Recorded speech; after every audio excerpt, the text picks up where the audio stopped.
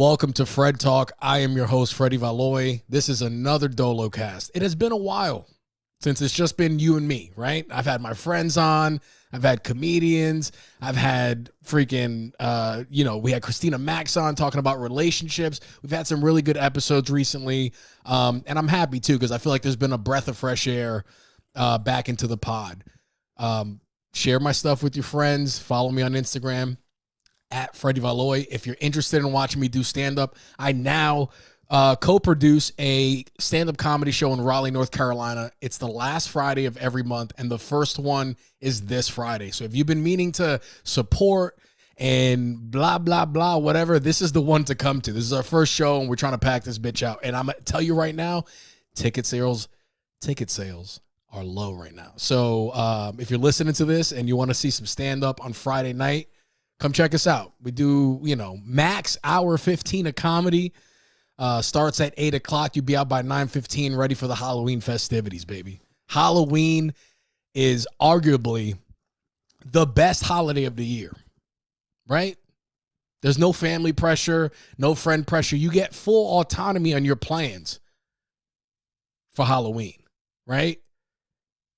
Halloween, it's a magical night. Some people stay in, give candy to the children, which is nice. It's part of the ecosystem. Other people dress up as SpongeBob and get blackout drunk. You know what I'm saying? That's the night that you watch SpongeBob SquarePants fighting Optimus Prime because they're both trying to have sex with Catwoman. You know what I'm saying? That's the night that you get to see that in real life, potentially.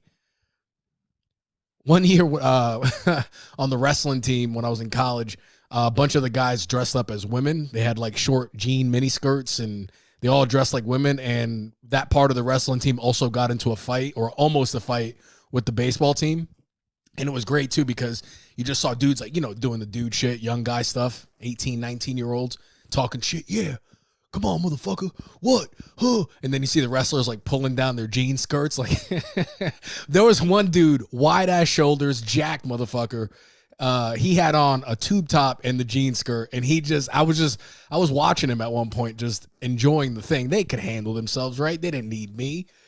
I was just watching two brolic ass women just fucking fight each other. I forgot what the baseball players were dressed as, but Halloween is that. I mean, it's right before the kickoff too, right before you got to start getting ready for Thanksgiving. Then the holiday season, whether you're Jewish or Christian, whatever those holidays are, you celebrate that, or Muslim, whatever, or Buddhist. What do the Buddhists do during December? When's their holiday? I wouldn't be surprised if the Buddhists just did not have like a holiday. They were just like, bro, we don't care about anything. Like we've relinquished our wants and needs. We don't need a day off. Every day's a day off when you're present, right? What are you doing this Halloween, huh? Are you going to be on the end of like, hey, I'm just going to keep it a chill night. I'm not ready for all this craziness. Or are you on the other end? Are you on demon time, right? You might even dress up as a demon, right? Pick up a little bag or do whatever you do. And that bag could be anything you need, Weed, coke, testosterone. We're getting older now. The 36, I'm speaking on this for men. I'm not even going to try to speak on ages for women. Because, you can't, whatever. But 36 is year one of you old. I'm in year one of old ass nigga territory, and I'm liking it mentally, but physically my body's been turning on me the past couple months. Hurt my back. I got a tight leg. I've been having to do things differently. But this Halloween won't be that different, actually. I'll probably just chill, hang out. We're doing that comedy show, so make sure you come out to that comedy show. All right, enough about Halloween, guys. I was on a flight back, and had to watch a movie, and it was in alphabetical order, and the numbered stuff was first. And I saw the movie 10 Things I Hate About You, and I immediately clicked on it. I was like, I hadn't seen that movie since probably the 90s. And that movie holds up like a motherfucker. Like 10 Things I Hate About You. We got Heath Ledger. If you haven't seen it, go back. It holds up. If you grew up in the 90s, don't go back and watch Three Ninjas. I'm going to save you the disappointment. If you have not seen Three Ninjas since you were a kid, I'm 36, so if we're on the same age, don't go back and watch Three Ninjas. It's goofy as shit. Just keep it in the nostalgia. Keep it where you thought it was awesome when you were a young person and you thought, three little white boys with an Asian grandpa doing karate and shit and being ninjas was awesome. If you go back and watch it now, you will be disappointed, okay? Don't say I didn't warn you. But 10 Things I Hate About You, Heath Ledger, Julia Stiles, Gabrielle Union, some other people I really can't name. Dude, I mean, the comedy was great. The story was awesome. There was like heartwarming moments. Some people don't like rom-coms. I guess it can be a little too cheesy for some people, but I like a little cheese in my life, man. I like a little cheese, a little melted cheese in my life. Even that joke right there was cheesy in itself. There was cheese on cheese on cheese on that joke. So 10 Things I Hate About You. I put it on. Dude, I'm talking about, I was laughing loud on the plane. And if you know my laugh, you know that I probably should have fucking kept it to myself, but I can't, bro. Laughing's involuntary. I used to get in trouble for laughing in elementary school.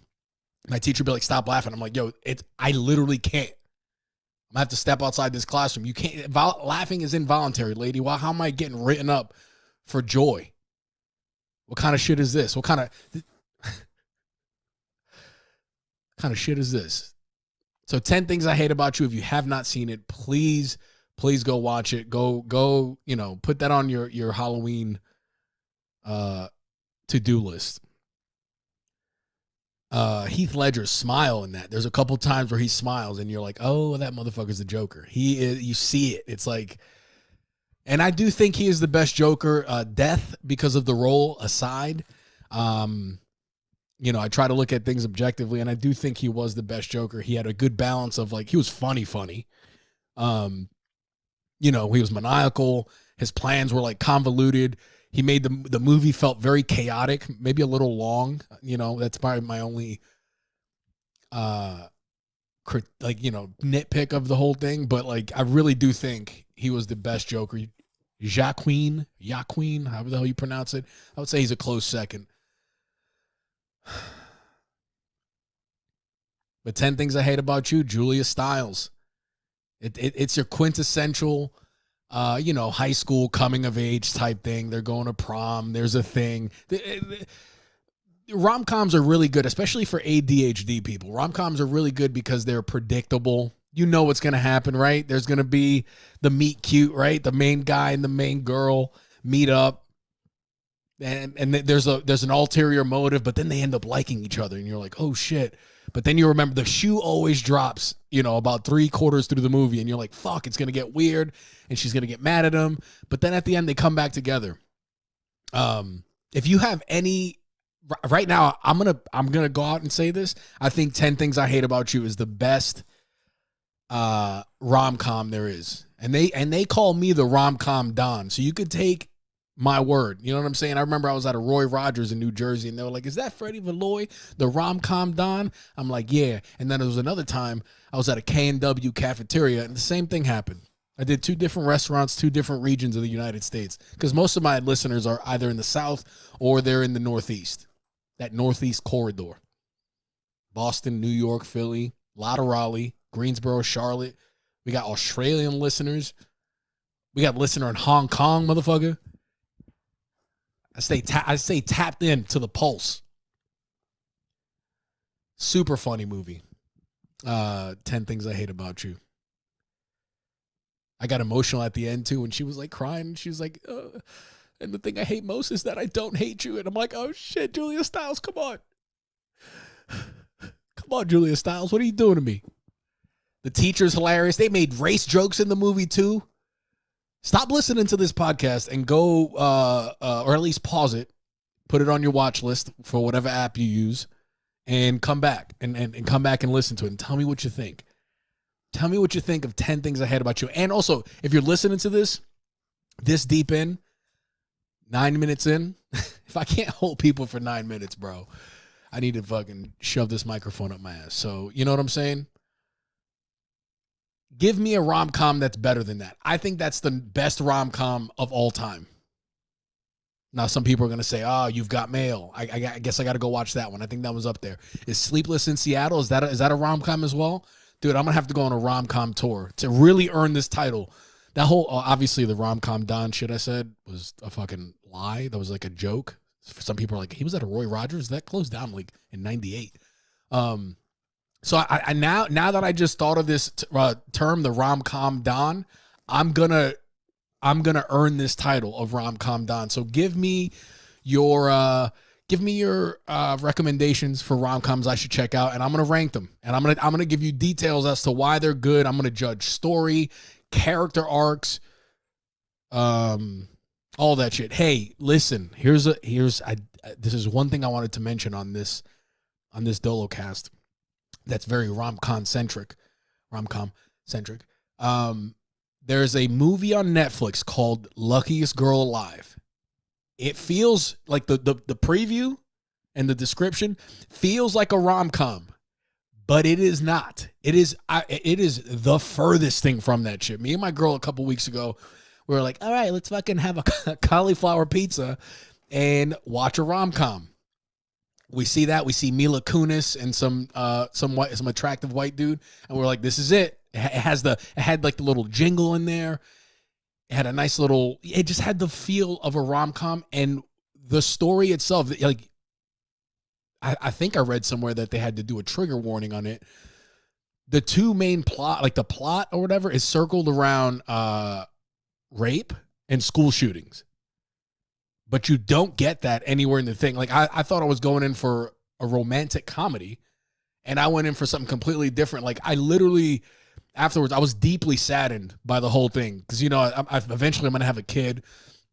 And I was like, Jesus, if I have a daughter, I don't want her to go to private school. Think about it. It's already hard enough for a woman to, if she gets, R-word, raped, whatever.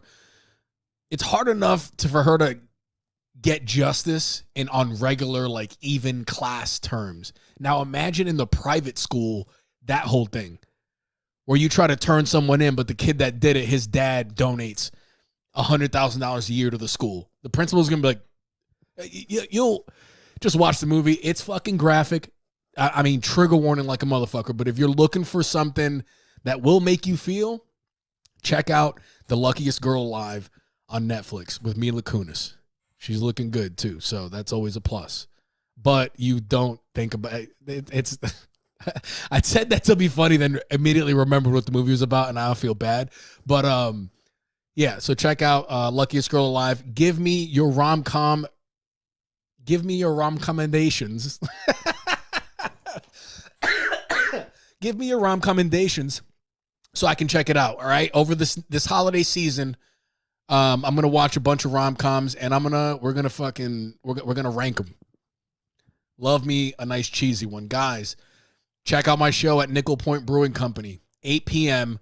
the last Friday of every month. The first one is this Friday. Please go on and buy tickets. Hit me up on IG if you're listening to this. Ticket sales are low. We're trying to do it up. I'm gonna do 2 like bat signals to come to a comedy show a year, because people are like, why don't you promote it, blah, blah, blah. I do sometimes. I'll maybe do one little Instagram post, and people don't really come out. I don't want to stress people. Also, like, I just want to keep getting better. Like, I get stage time so I can get better. So every time you come, if you see me every 6 months, there's going to be a noticeable difference. And this is one of those times. The last time was when I headlined Watson Ward, did 20 minutes there. And now I need you here. I'm going to do a hot 10 minutes at this show, but the headliner there is one of the funniest motherfuckers you ever meet. It's actually Aaron Ransom, who's been on he's been on FredTalk over the past couple months now, probably about 5 times. He had a solo episode that I would check out, and then he's on with my buddies Angel and Jordan as well.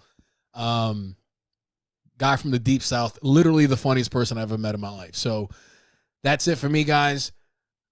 Follow me on Instagram at Freddie Valoy, the Romcom Don. That's what I'm going with. That's gonna be my name. Bye.